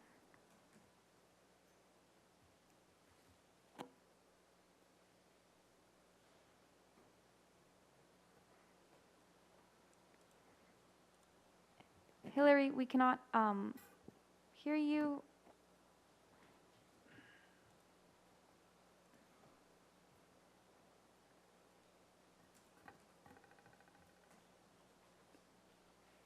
Hillary, you will see a button on your screen to unmute yourself, and you may begin your comment.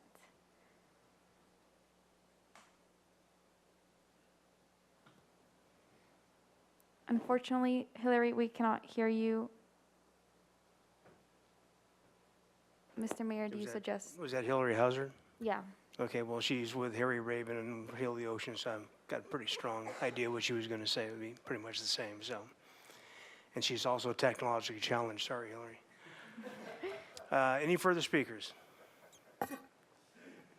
Oh, Okay, very good. We will go then. Do we have anybody else? Hillary's raising her hand again. Let me try to see. She got it? Oh, great, now you irritated her. Oh, there you go. You guys hear me now? Okay, we got you. You guys, I am so sorry. But am I there?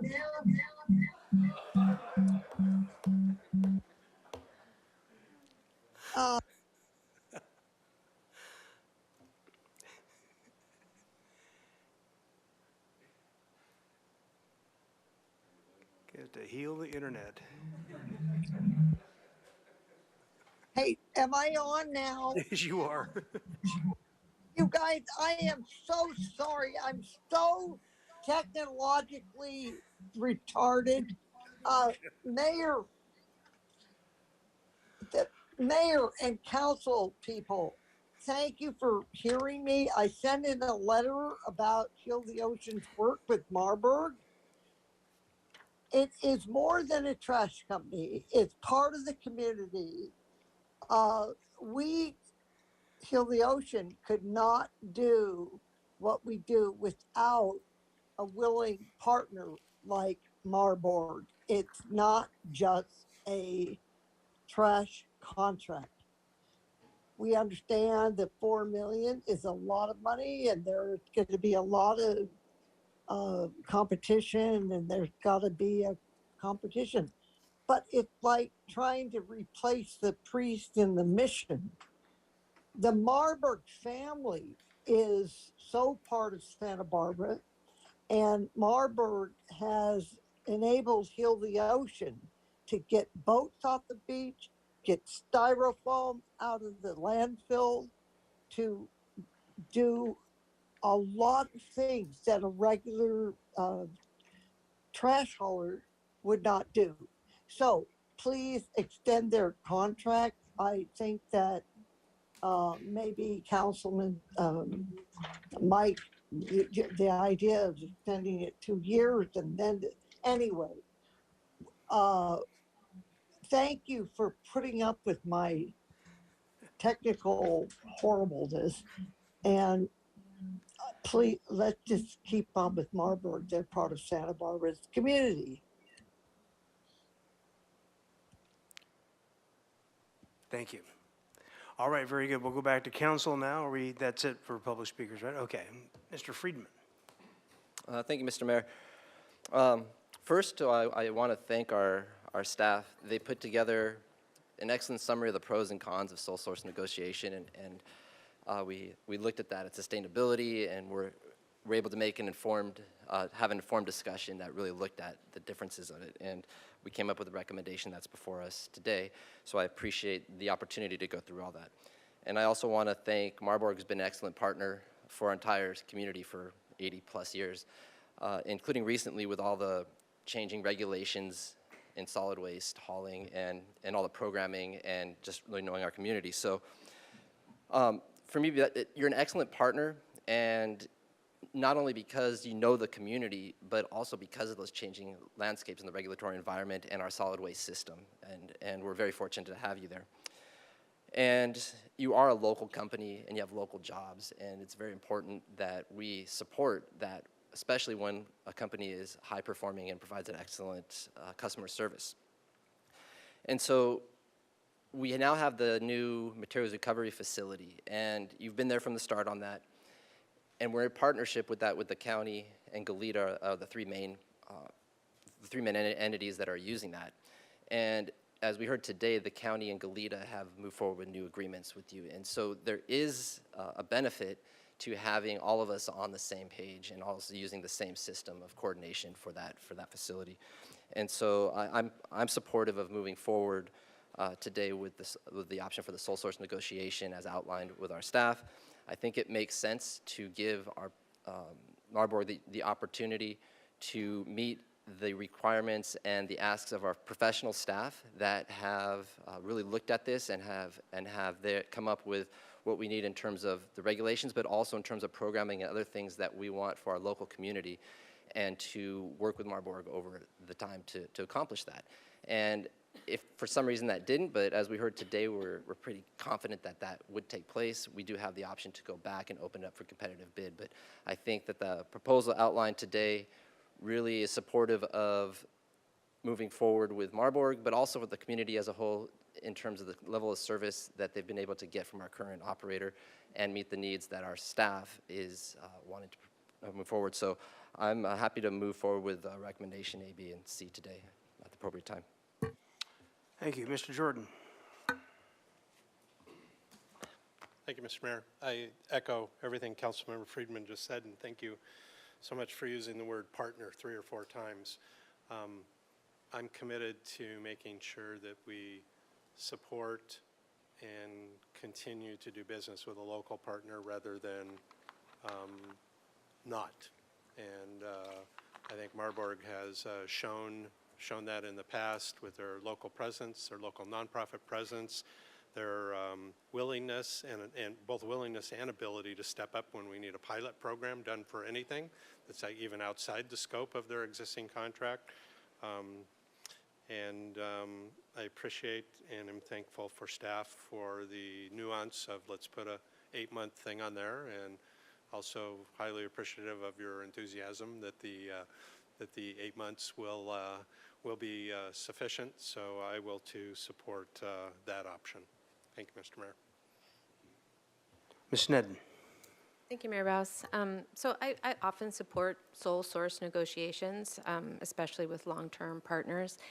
It's only because this is our largest contract that we have that I think we owe it to the public and the ratepayers to give a comparison. And I think what's proposed before us, this sort of giving Marburg rights of first refusal and on a whole new agreement that is coming first from the city, I think does address those concerns with a long-term partner. And ideally it turns out to be win-win for all concerned. I would like staff to negotiate with Marburg first and get to the place where we're looking out for ratepayers and working with great partners who have really stepped up over time. I'm hopeful it's going to work out just fine. We do need to retain our ability to test the market, and this is a sort of a new type of contract, so keeping that in mind. But just naming some of the things that have come forward in letters of support, and just from our longtime partnership with Marburg. I'm particularly, for me, the focus on recycling, the organic waste diversion. The styrofoam recycling was really a big and innovative program. The abandoned homeless camp cleanups, I know that you've gone above and beyond in working with our partners in that. The derelict boat cleanup, when there really wasn't other partners who would help us with that, and I know working with Heal the Ocean has been really proactive partners, and that your fuel is currently natural gas fueled, your entire fleet, which again is above and beyond on the environmental front. Been good partners for nonprofits.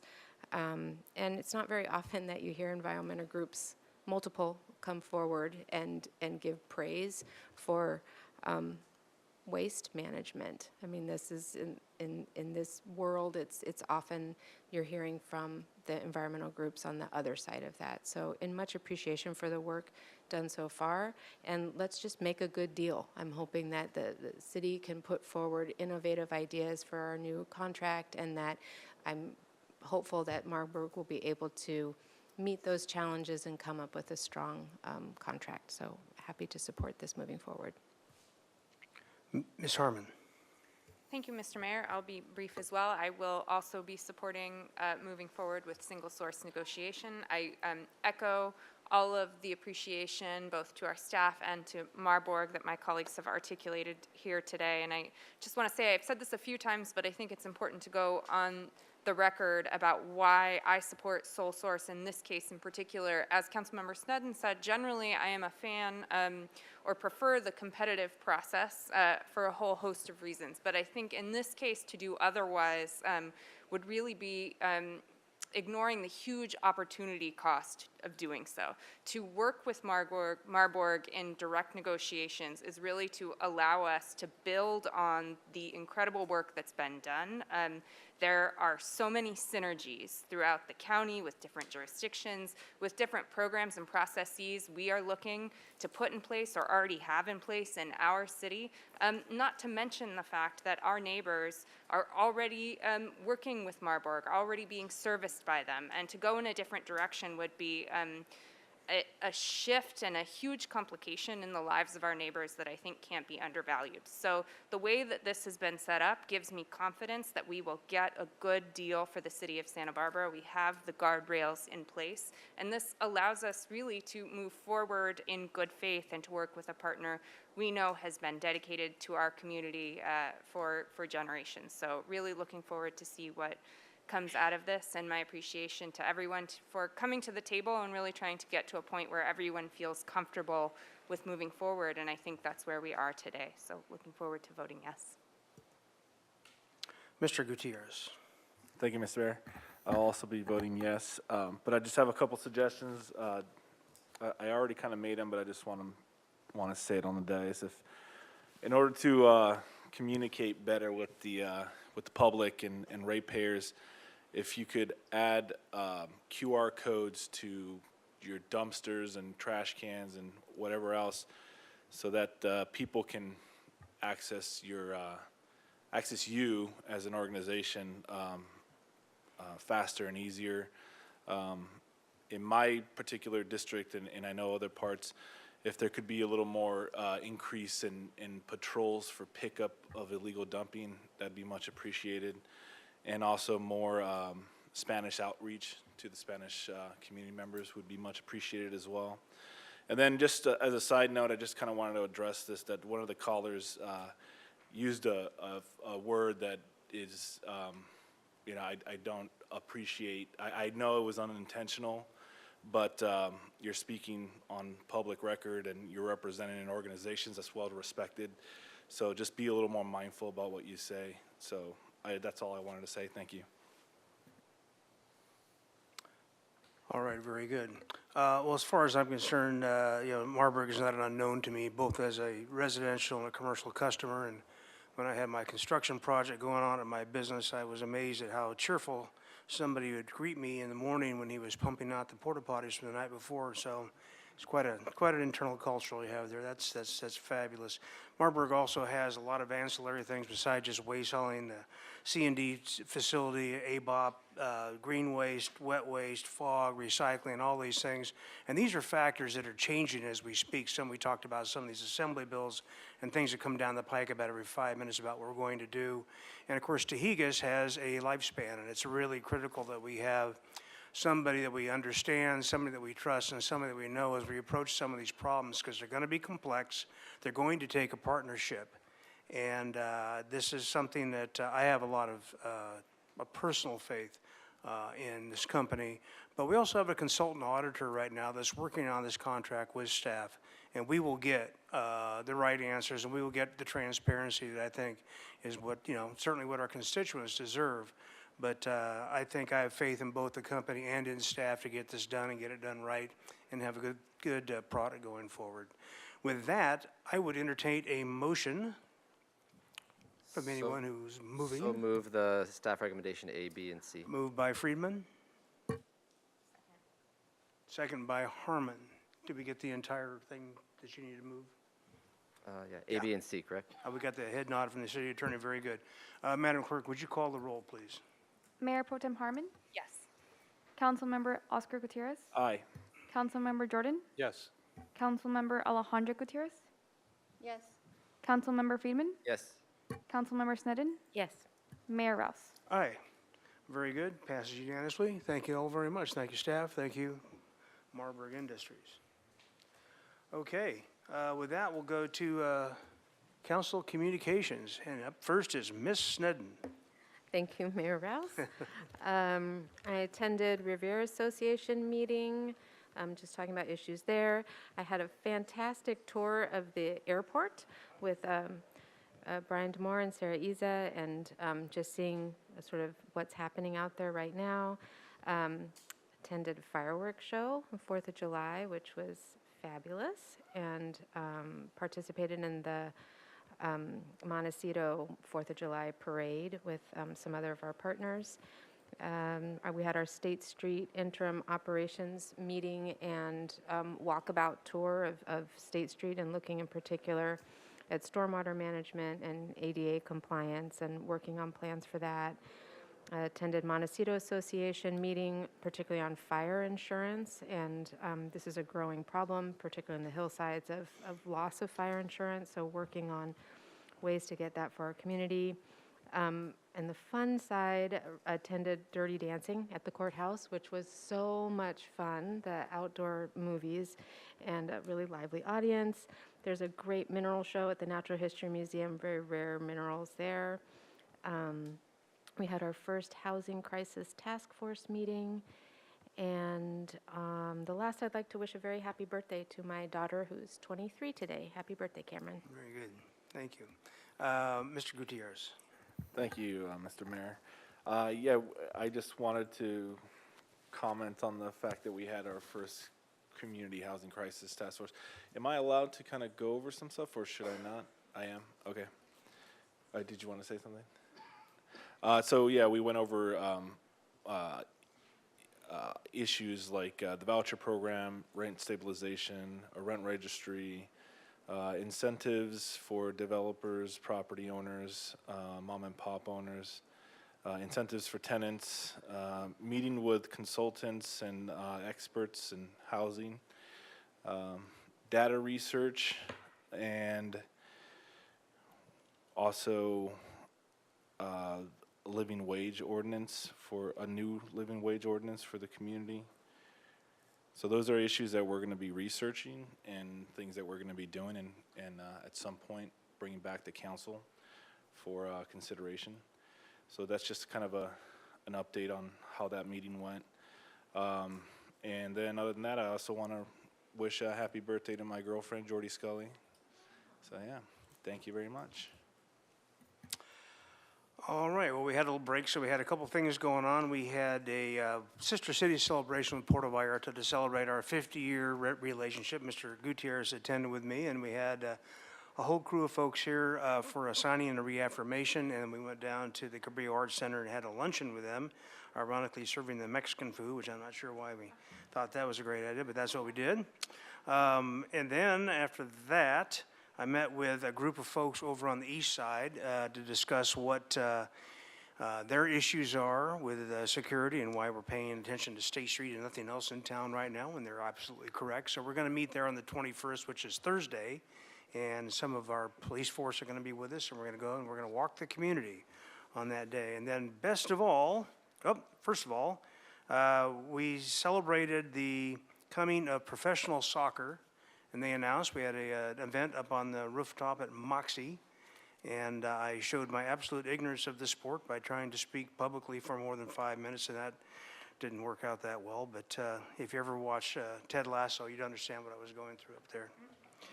And then last but not least, it was the Dalai Lama's birthday, and I spent an evening with the Dalai Lama, I guess the faithful.